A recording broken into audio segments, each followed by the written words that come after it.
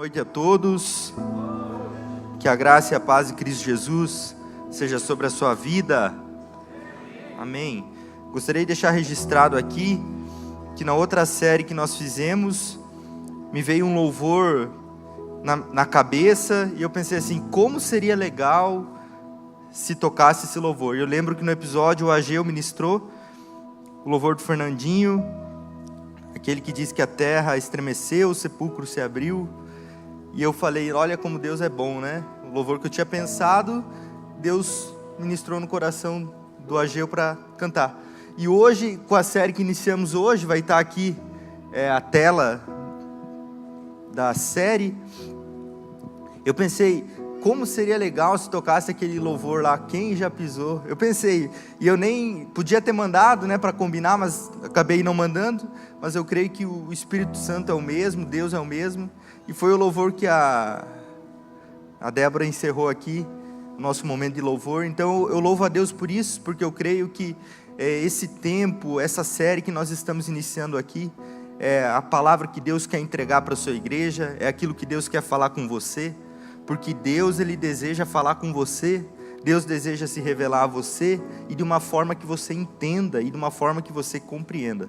Então, estamos iniciando hoje o nosso primeiro capítulo, olha aqui, a série 5 sentidos, ficou muito legal essa arte.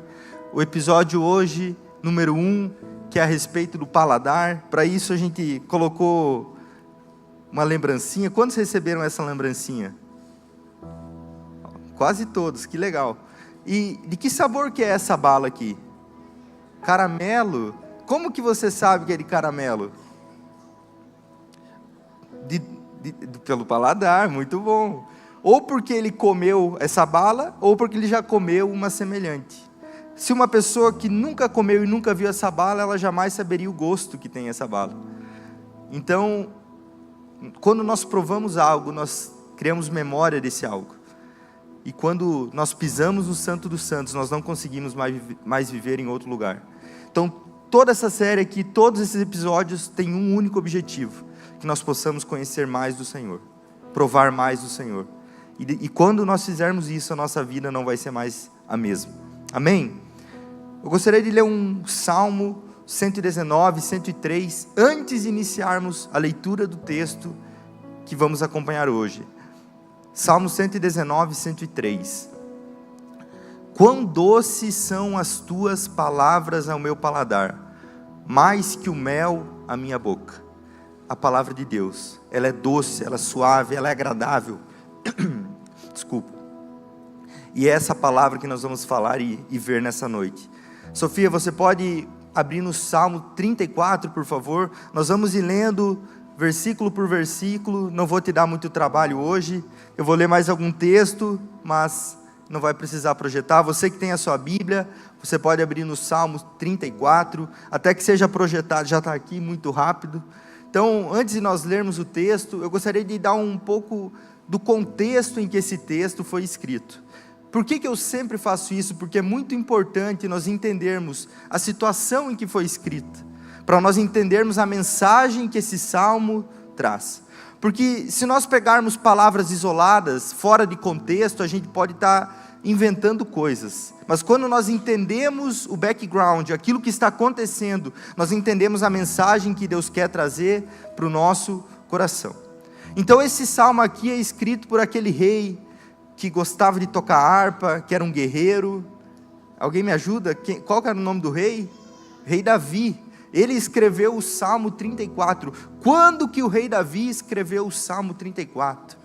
Se você não se lembra, eu vou falar brevemente aqui. Davi foi um homem ungido por Deus, desde a sua mocidade. Ele era jovem, um profeta bateu na casa dele, chamou ele do pasto e falou, você vai ser o futuro rei de Israel. E derramou um óleo na cabeça dele, lambuzou tudo ele e falou, esse aqui é o símbolo da unção de Deus e da promessa de Deus, você vai ser rei. Passou um tempo, Davi chegou no palácio, Davi matou Golias. Acredito que todos aqui conhecem a história. Davi já havia derrotado Golias, Davi já tinha alcançado o renome em meio de Israel, tanto que as pessoas cantavam assim, Saul matou milhares, Saul era o rei, Davi matou 10 milhares. Agora você imagina um rei ouvindo isso, ele ficou furioso, e ele percebeu que Davi havia crescido, Deus era com ele era um homem íntegro, e ele era um homem que tudo que ele fazia dava certo. Inclusive Saul falou certa vez assim, vai lá e mata 200 filisteus e traz o prepúcio para mim, como fosse uma emboscada para ele morrer, porque era um desafio muito difícil. Davi foi lá, venceu. Esse era um homem segundo o coração de Deus, é o que a Bíblia fala. Só que chegou um ponto que esse destaque de Davi, esse crescimento de Davi, chegou a um ponto tão grande em que o rei procurava descaradamente tirar a vida dele. Tanto que o seu filho Jonatas, amigo íntimo de Davi, percebeu. Falou, realmente o que você falou é verdade, meu pai está querendo matar você. Então, vaza, foge. Então Davi foge, chega diante do sacerdote, come o pão, pega a espada de Golias, sem saber o que fazer, eu imagino.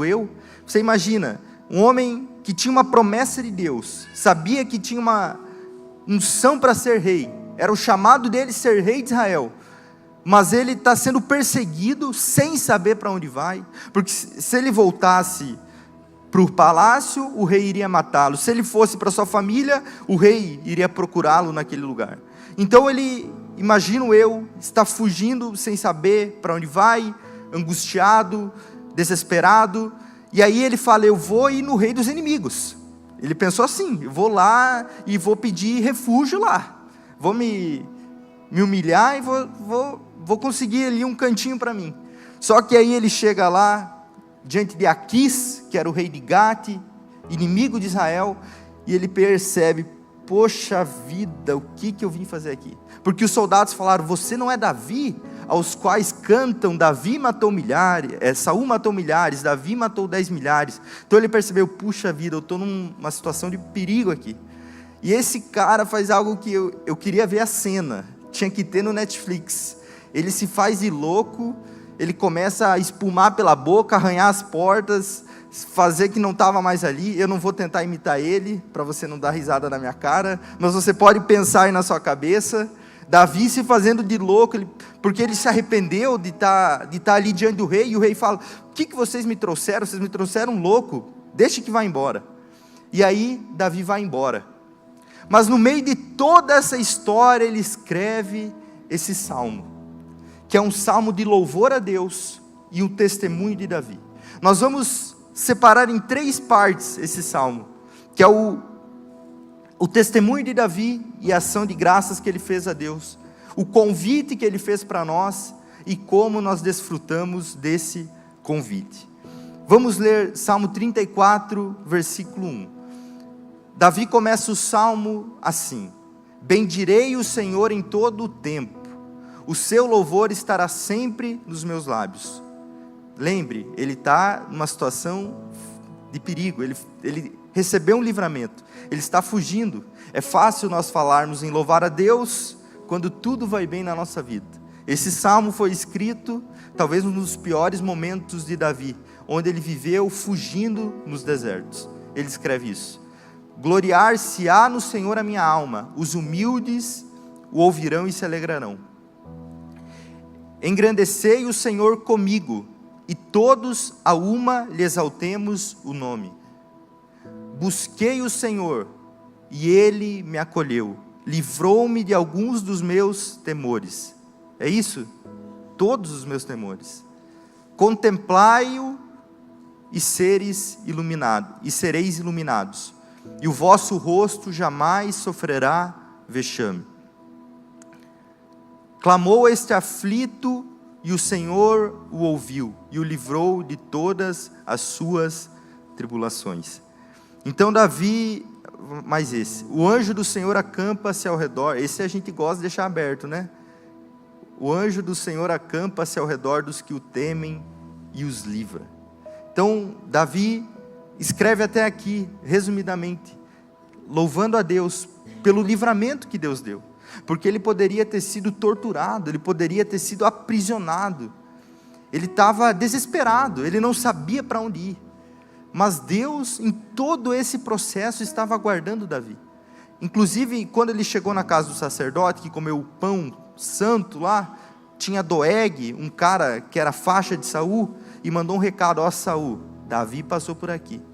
E aí Davi começou a perseguir, Saul começou a perseguir Davi pelo deserto, e Deus escondendo Davi, e Saul atrás de Davi, e Deus escondendo Davi. Então Davi está falando: olha, eu estou numa situação difícil, mas louvado seja o nome do Senhor, porque Deus tem me livrado de todos os meus inimigos. O anjo dele é como se estivesse ao meu redor, que me livra, que me guarda. Então Davi aqui está reconhecendo a grandeza de Deus e dizendo nas entrelinhas aquilo que Deus tem feito e estava fazendo na vida dele, guardando e protegendo a vida dele. Será que eu e você não queremos que Deus nos guarde dessa forma?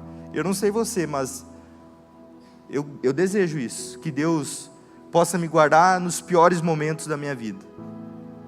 E aí Davi, ele faz o convite para nós, que é o tema central do nosso culto aqui, no versículo 8, ele fala o seguinte: ó, provai e vede que o Senhor é bom, bem-aventurado o homem e a mulher que nele se refugia. Aqui ele fala homem, mas é homem e mulher.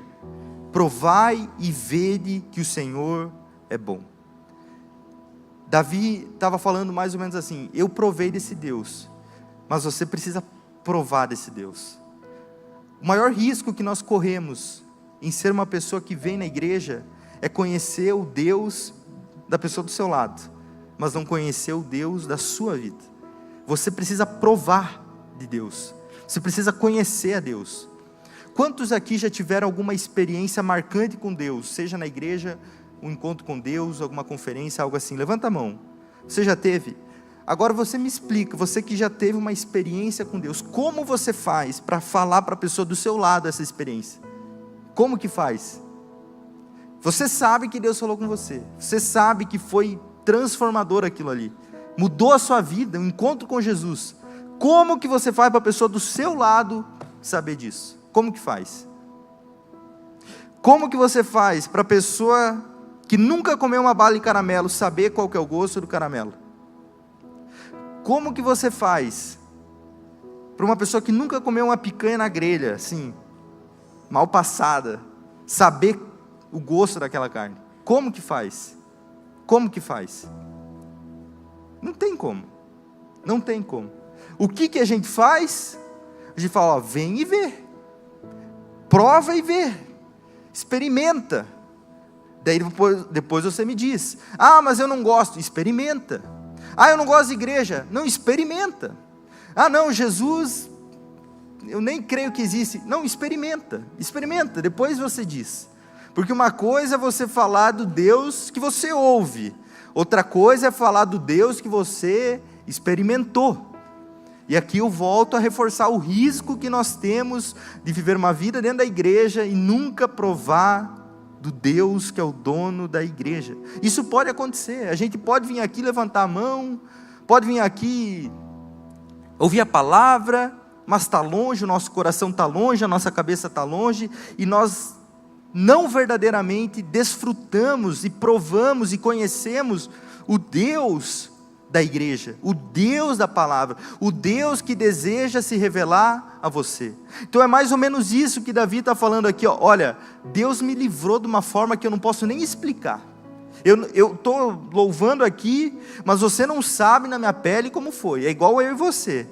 Você que viveu sabe, e se você tentar contar não tem palavras. Davi está mais ou menos falando isso, ó. Deus é bom, louvai o nome do Senhor em todo tempo, exaltai o Senhor, vós os seus santos. Mas ele fala: provem e vejam que o Senhor é bom. Porque assim, só falar não adianta. O testemunho, falar é bom até o ponto que leva a pessoa até Jesus. Porque o que vai fazer uma pessoa ser transformada, ela conhecer, ela provar, ela experimentar, é você passar por uma experiência com o Senhor.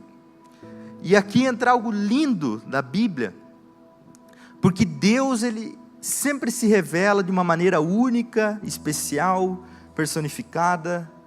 Se eu for perguntar aqui, Como Deus se revelou a você, vai ter muitas histórias de várias maneiras, vários momentos da vida, mas o fato é, provar do Senhor. Isso que importa. Esse é o convite do Senhor essa noite, através do servo dele, Davi. Provem e vejam que o Senhor é bom. Tem momentos na nossa vida que você pode pensar, mas onde está Deus? Por que isso está acontecendo comigo? Provem e vejam que o Senhor é bom. Deus é bom em todo o tempo. Deus não falha, Deus nunca falhou e não vai ser na sua vez. Deus começou, Deus está fazendo e Deus vai terminar. Deus é fiel, Deus não se engana, Deus não se esquece. Deus é bom. Deus é bom. Bom na medida certa. Não é bom demais, não é bom de menos. Deus é bom. A medida exata. O bom que nós precisamos. O bom que nós precisamos. Minha oração é que Deus se revele para você essa noite. Mas agora, a terceira parte, como eu falei. Davi louvou, Davi convidou. Mas como nós provamos algo? Isso é muito importante. Essa bala aqui, para você provar ela, você tem que tirar do plástico e comer. Se você comer com plástico, você vai ter uma experiência ruim. Se você comer picanha bem passada, você não está comendo picanha de verdade. Me perdoe quem gosta de carne bem passada. Mas o bom é mal passada, com sal grosso, sal de parrilla. Aí você vai provar mesmo.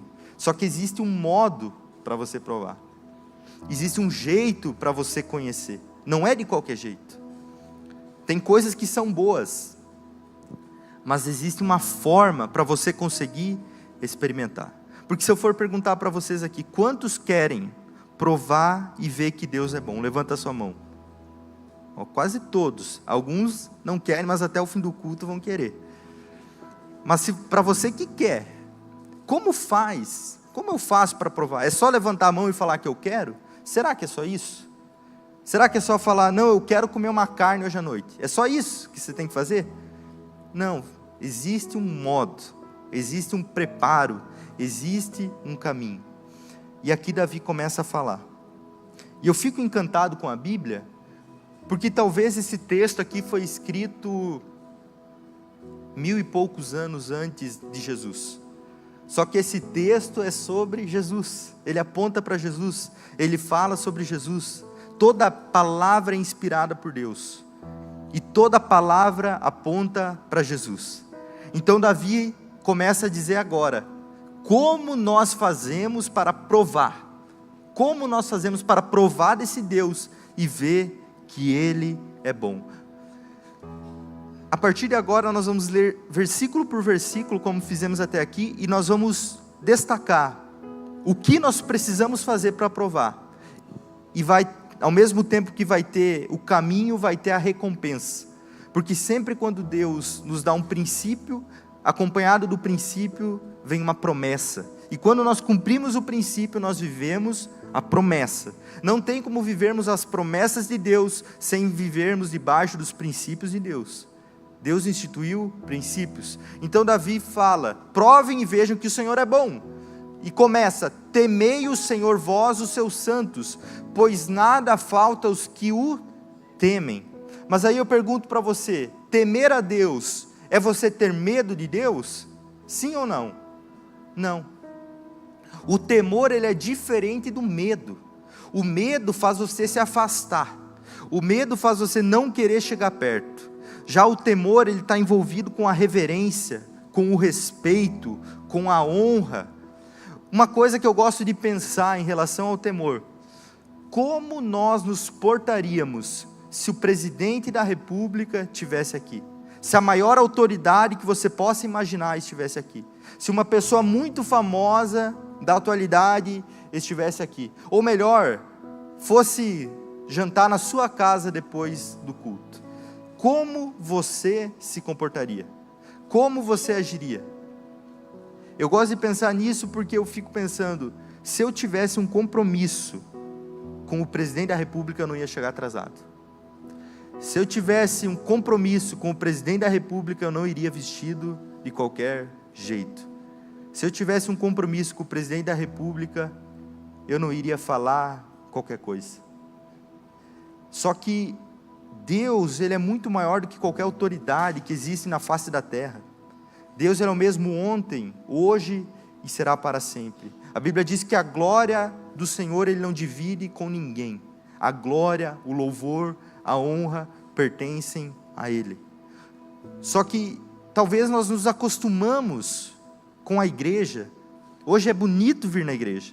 Talvez nós nos acostumamos com um culto tão abençoado e nós deixamos de valorizar, nós deixamos de honrar, de reverenciar, de nos portarmos de uma maneira que louve e adore a Deus. Diante de Deus nós não podemos nos portar de qualquer jeito. Ele é o nosso Pai, mas Ele também é o nosso Senhor. Ele também morreu por nós. Então nós não deveríamos nos portar diante de Deus de qualquer forma. Nós deveríamos ter uma postura diante de Deus que honrasse, que reverenciasse. A gente abaixa a cabeça para orar, é porque a gente tem reverência a Deus, a quem é maior do que nós, a quem está elevado nos céus. Não é que o baixar a cabeça tem algum poder, mas é um sinal de reverência, é um gesto de reverência. As culturas elas mudam, a nossa vestimenta para vir na igreja muda, e está tudo bem, tudo certo, mas o que nós não podemos perder é a essência de querer reverenciar e temer a Deus. Será que todos nós precisaríamos vir de roupa social, os homens de terno, as mulheres de vestido grande, para nós dizermos que tememos a Deus? Eu não creio que precise, mas ainda que eu entenda as pessoas que o façam, elas fazem para reverenciar e temer a Deus. Eu talvez não precise vir aqui pregar de terno, mas a minha postura precisa ser uma postura de quem teme e honra a Deus. E assim deve ser eu e você, em tudo o que nós fazermos. Nós precisamos ser pessoas que temem o nome do Senhor. Não é temor de medo, é temor de respeito, reverência e honra. Versículo 10. Os leõezinhos sofrem necessidade e passam fome. Porém aos que buscam o Senhor, bem nenhum lhes faltará. Aqui tem um caminho para você provar que Deus é bom. Você precisa buscá-lo. Jesus falou, todo aquele que pede recebe, o que busca encontra, e o que bate a porta lhe será aberta. Buscar a Deus. Buscar a Deus. O que eu faço para buscar a Deus? Como é buscar a Deus? Você está fazendo uma busca a Deus aqui essa noite, você veio num culto. Isso é buscar a Deus. Quando você vai na sua casa e dobra seu joelho para orar, você está buscando a Deus. Quando você abre a palavra de Deus para ler, você está buscando a Deus. Você está buscando, Senhor, eu quero mais, eu quero aprender mais. Quando você vai numa conferência, você faz algo, um momento de oração, tudo isso são formas de você buscar a Deus. Quando você se separa de algo com um foco específico, isso é buscar a Deus. E ele fala que todos os que buscam o Senhor, bem nenhum lhes faltará. Eu lembro Jesus em Mateus 6,33, que diz, buscai pois em primeiro lugar o reino de Deus e a sua justiça, e todas essas coisas vos serão acrescentadas. Todas as necessidades básicas não faltarão àqueles que buscam o Senhor. É uma promessa, Então se você tem buscado a Deus, descansa o seu coração, porque você vai ver que Deus é bom e Ele te sustenta. Essa é a promessa, e Deus não esquece a promessa, Deus não falha em cumprir a sua promessa. Então se você tem buscado a Deus, você vai ver Deus lhe sustentando. Uma promessa de sustento. Porém, aos que buscam o Senhor, bem nenhum lhes faltará. Bem nenhum lhes faltará. Versículo 11. Vinde, filhos, escutai-me, eu vos ensinarei o temor do Senhor. Agora Davi vai começar a ensinar o que é esse temor que nós vimos antes. Versículo 12. Quem é o homem que ama a vida e quer longevidade para ver o bem? Quantos aqui querem viver muitos anos? Quantos aqui? A maioria quer viver muitos anos. Então ele está falando, se você é uma pessoa que ama a sua vida, e você quer viver muitos anos, então olha a promessa, viver muitos anos, para ver o bem. Olha isso, refreia a língua do mal, e os lábios de falarem dolosamente. O que é dolosamente? Para ferir, para causar dor, dor. Refreia a sua boca, cuida as suas palavras.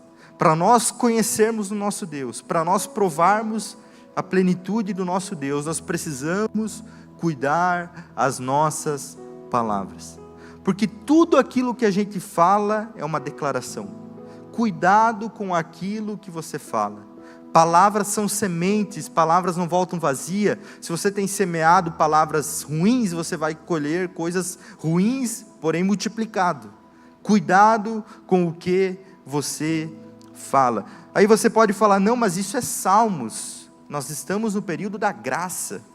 Então vamos, não precisa abrir, ver o que Tiago, capítulo 3, versículo 2 diz. Porque todos tropeçamos em muitas coisas. Ou você é perfeito? Todos nós erramos em alguma coisa, certo? Sim ou não? Sim. Se alguém não tropeça no falar, é perfeito varão, capaz de refrear também todo o corpo. Se você conseguir dominar a sua boca, não tem nada que lhe faça tropeçar. Nós precisamos ter cautela, nós precisamos cuidar com as nossas palavras. As palavras, elas não são inocentes, elas não são vãs, elas não são vazias. Às vezes, você está vivendo situações difíceis, não porque Deus deseja que você esteja vivendo isso, mas porque as tuas palavras te colocaram nessa situação. Por exemplo, meu trabalho não presta para nada, ou meu trabalho é uma B, para não falar a palavra completa. Você começa a proferir palavras que amaldiçoam tudo aquilo que você faz. E as suas palavras, elas se tornam realidade. A Bíblia diz que das palavras que saem da nossa boca nós nos alimentamos. É o que está escrito lá em Provérbios. Você fala palavras negativas sobre seus filhos, sobre as pessoas ao seu redor, sobre o seu salário, sobre aquilo que está na sua vida, e você espera viver coisas boas. Eu tenho uma notícia para lhe dar. Não vai acontecer. Nós precisamos mudar as nossas palavras. E quando nós buscamos a Deus, Deus muda a nossa maneira de falar. Peça ao Senhor para lhe dar um novo vocabulário. Peça ao Senhor para mudar a sua boca, para lhe ajudar. E você vai começar a perceber na sua vida a diferença, quando você começa a semear palavras de vida e não palavras de morte. Vamos seguir o texto. Aparta-te do mal e pratica o que é bom. Procura a paz, empenha-te por alcançá-la. Nós queremos, a maioria aqui disse que quer provar e conhecer a Deus. Só que nós insistimos em fazer coisas que a gente sabe que não são boas. A gente insiste em fazer coisas que não nos trazem paz. E a Bíblia diz que a paz de Deus deve ser o arbítrio em nosso coração, o juiz em nosso coração. Tem lugares, tem pessoas, tem ambientes, tem situações que você precisa escolher apartar-se, porque aquilo não é bom, aquilo é mal, e aquilo faz mal e lhe prejudica. Então não tem como nós provarmos e vermos que Deus é bom, se nós insistirmos em fazer coisas que a Bíblia diz que não são boas, mas são más. Versículo 16. O rosto do Senhor está contra, meu Deus, os que praticam o mal. Alguém já brincou daquele exercício de testa lá, para ver quem tem a testa mais dura? Ver quem tem mais força? É difícil, né? Dói a testa. Agora você imagina contra Deus. Imagina contra Deus. Se é que isso é possível. Se é que ele precisa usar a testa para ser contra alguém. Mas a Bíblia está usando aqui uma metáfora, uma comparação para dizer que todos que praticam o mal, o rosto do Senhor está contra, não está a favor. Se nós queremos que Deus esteja ao nosso favor, nós precisamos praticar o bem. Nós precisamos fazer o bem. Versículo 17. Clamam os justos e o Senhor os escuta e os livra de todas as suas tribulações. Davi falou que Deus livrou ele das suas tribulações. E aqui ele está falando que o Deus vai te livrar de todas as suas tribulações. Clamam os justos. Aqui está apontando para Jesus. Porque eu e você não podemos ser justos pelas nossas forças. O que é ser justo? Vamos imaginar que aqui tem uma balança, sabe aquela balança do direito? Que é duas bandejas. Se eu pôr 1 quilo de algodão aqui e 1 quilo de chumbo aqui, vai estar justo o peso? Sim ou não? Sim, pô. 1 quilo cada lado. O que é mais pesado? 1 quilo de algodão ou 1 quilo de ferro? 1 quilo. Mas agora, vamos dizer então que é 1 quilo de algodão e agora 500 gramas de algodão. É justo? Não, é injusto. Aquele lado tem um peso.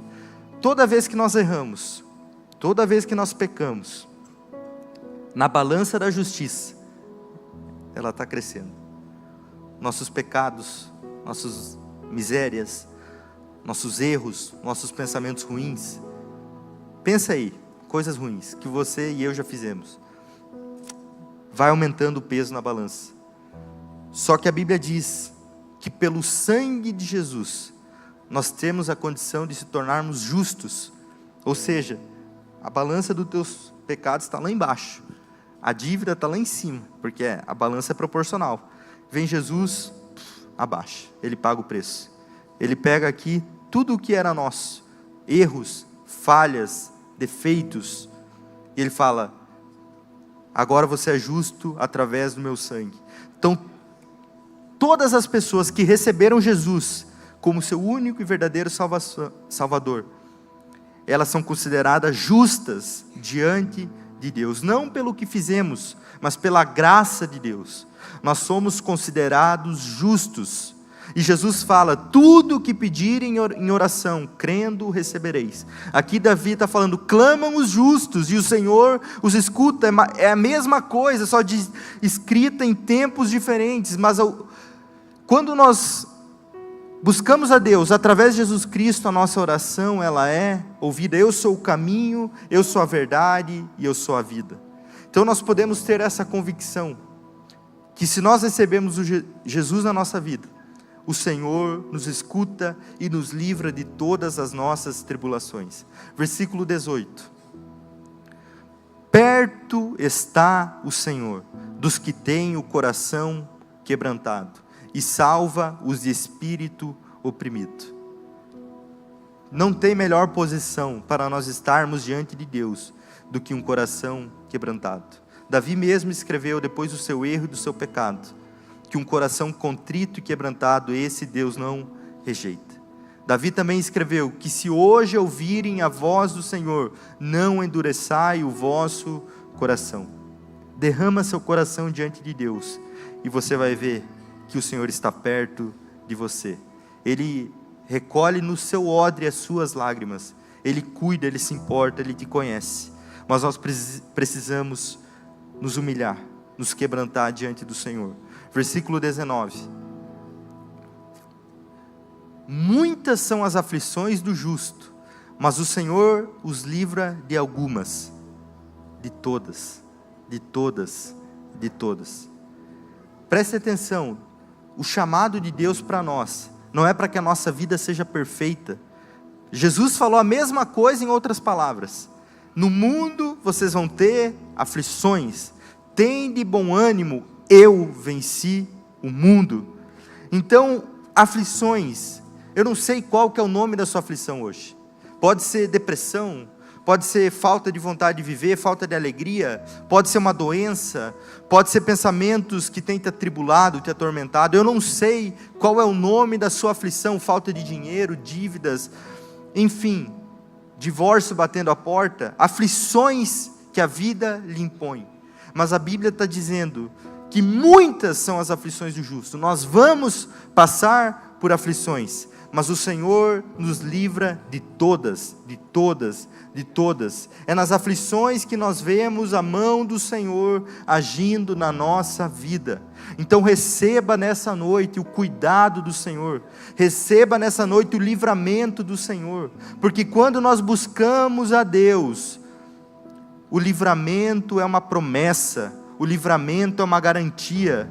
não tem nada que pode nos separar do amor de Deus que está em Cristo Jesus. Não tem situação alguma, porque o Senhor é poderoso para completar a obra que Ele começou. Versículo 20: preserva-lhe todos os ossos, nenhum deles será quebrado. Olha isso aqui está falando de Jesus Cristo, porque naquela cruz, vocês lembram? Um ladrão à esquerda, um ladrão à direita. O que fizeram nas pernas? Quebravam no joelho. Por quê? Porque ele estava crucificado. Para você respirar, a sustentação era a perna. Quebrou a perna, morre. Não tem mais sustentação, o corpo fica para baixo, parou a respiração. Só que Jesus, eles foram fazer isso e viram que ele já estava morto. Botaram a lança, transpassaram ele, saiu água, falaram, ele não precisa quebrar, porque ele já está morto. Os outros dois ainda estavam vivos. Então aqui se cumpriu esse texto, porque diz, preserva-lhe todos os ossos, nenhum deles sequer será quebrado. Aqui está falando de Jesus, o Cordeiro perfeito, o sacrifício perfeito, do que não poderia ter uma mácula, uma mancha, um osso quebrado, nada, um olho cego, não podia, tinha que ser perfeito, e Jesus foi o sacrifício perfeito. Isso é incrível, como a palavra cumpre a palavra, para que se cumprissem as Escrituras. Você vai ler os Evangelhos, você vai ver muito dessas palavras, porque tudo que está no Novo tem uma sombra do Velho, tem um direcionamento do Velho. Deus é o mesmo, Deus não mudou. Próximo. Eu vou contar uma que eu aprendi essa semana. Essa é boa. Por que Jesus não comprou um túmulo? Essa é boa. Por quê? Por que Jesus não comprou um túmulo? Porque ele só ia usar 3 dias. Aí, para que comprar? 1, 2, 3, ressuscitou. Ele está vivo. Usou boa, né? Obrigado. Glória a Deus, Jesus está vivo. O infortúnio matará o ímpio, e os que odeiam o justo serão condenados. Versículo 22. Está acabando. Redenção. O Senhor resgata a alma dos seus servos, e dos que nele confiam nenhum será condenado. Não existe promessa maior do que nós sermos redimidos pelo Senhor. Não tem mais condenação, não tem mais dor, não tem mais angústia. Essa é a promessa que nós temos lá em Apocalipse, capítulo 21. Eis que faço novos céus e nova terra, não haverá mais choro, tristeza, angústia. Deus, Ele está fazendo coisas novas. Deus tem um lugar preparado para nós. E nós podemos começar a provar e experimentar disso aqui na terra. Mas o convite dessa noite é, prove do Senhor. Se você é uma pessoa que nunca recebeu o Senhor Jesus na sua vida, você pode fazer hoje. Você pode convidá-lo, e Ele entrará na sua vida. Se você já recebeu, mas você está longe de viver a bondade de Deus, se está longe dos caminhos de Deus, você pode decidir hoje, andar pelos caminhos do Senhor. E você vai voltar a ver e contemplar a bondade de Deus. O fato é, Deus é bom, e feliz é o homem que nele se refugia. Quem prova de Deus, pode garantir que Deus é bom. Não existe melhor lugar para nós estarmos, do que na presença de Deus. Você pode até tentar, mas você pode contar aqui para a galera, não vale a pena. Eu prefiro não tentar, eu prefiro estar sempre perto do Senhor, provando dele, comendo picanha mal passada, do jeito certo. Você pode provar de Deus todos os dias do jeito certo. Amém? Vamos se colocar em pé.